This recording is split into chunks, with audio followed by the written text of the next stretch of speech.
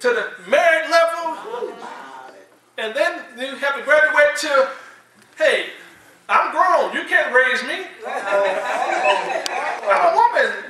The Lord made you the head, not the boss. You can't tell me what to do. I have a mind just like you.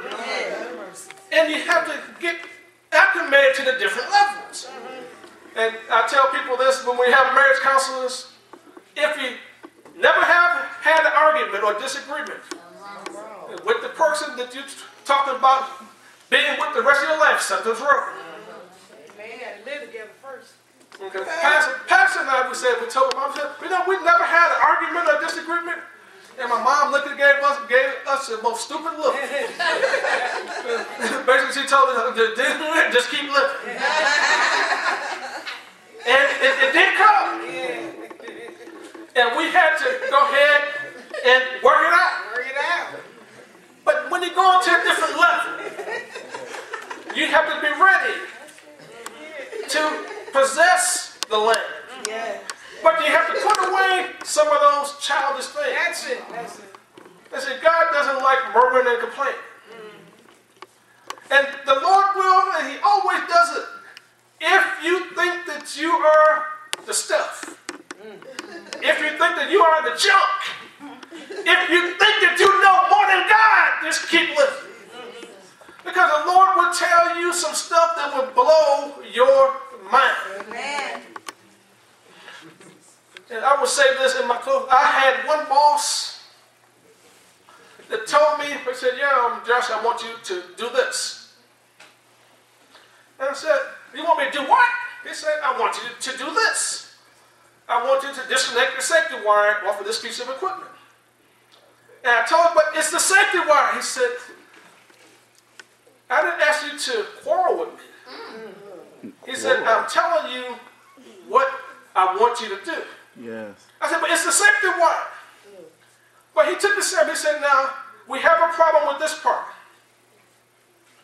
He said, in most cases, unless somebody comes and touches this and touches something else, there'll be no harm. He said, but if it did touch it, it probably wouldn't kill it. It might knock it back a little bit. But per code, and the fact that we can get a $50,000 fine per day, they want this equipment up and running. I told my boss that this is what we're going to do, so Mr. Ward, I need you to go, and I went and did it. And I was standing back. I thought it was going to blow up. I was standing back. And it worked. And it worked until they took the equipment out. It lasted about 15 years. So I told myself, I thought I knew something, but this guy knows a little bit more than me. And sometimes in the church, we have to realize that maybe our leader knows this a little bit. Amen. All right. More than us. All right. Might not know everything. That's right. But when it comes to following God, because the Lord will ask you to do some stuff that just blow your mind. Amen. Because in the economic times, the Lord said, pay your tithes religiously. Pay your payment. Yeah. And test me, try me, prove me. See, won't I pour you out blessings? Then it said, if you don't, you're a thief. I said, wow. The Lord said, he said, do it.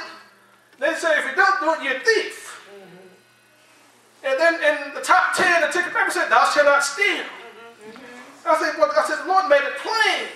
But in the natural mind, it's hard for us to understand how when it's tight, the Lord still wants us to give. But the Lord is telling us to trust me. Trust is a thing that you have to just do.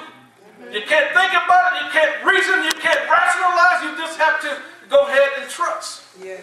The Lord wants us to trust Him. And if we trust God, we'll be able to go on to the next level. Because without trust, we can't do it. We have to be faithful and obedient to bring forth a conquest and the possession of the land. Now, many people say, well, I want to go to the next level. I don't know. I'm trying to think if it's Israel, if we're going to another level. And New Breed, we're going to another level. I'm not afraid that unless you change your thinking, you never go to another level. Unless you change your mental attitude, you never go to the next level. So this is a brand new year. Is there anything that you didn't get last year that you want to get this year? It could be spiritual, it could be physical, it could be natural. Well, what did you do to get it last year? You may have to do something that's a little bit different this year. But we have to change our attitude. We have to change our mindset. That's right. And to go on and possess the land, to make a long story short, they crossed over Jordan. They went in, they sent spies in, they went to Sister Rahab's house. Well, they said they went to Rahab's house maybe last week. This week they told them we're going there. 3 days later they went in.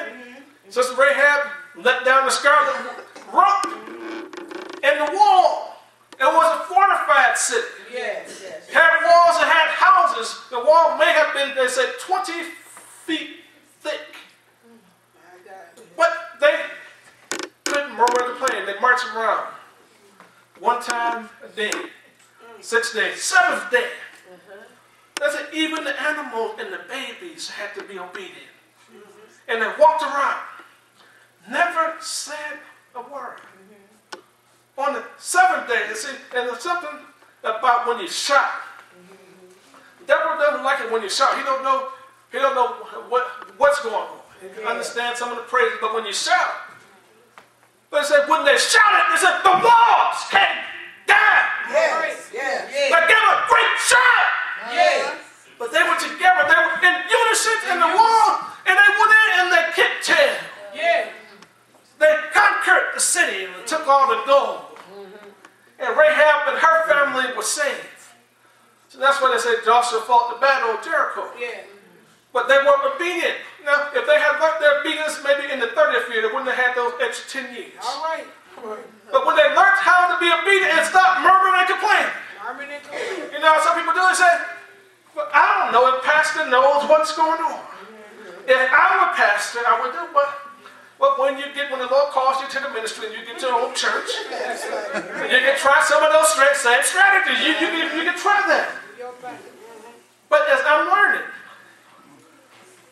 obedience is the key.